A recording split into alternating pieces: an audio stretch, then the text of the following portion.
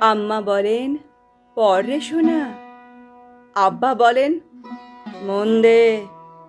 পাঠে আমার মন বসে না কাঁঠাল চাপার গন্ধে। আমার কেবল ইচ্ছে জাগে নদীর কাছে থাকতে, বকুল ডালে লুকিয়ে থেকে পাখির মতো ডাকতে।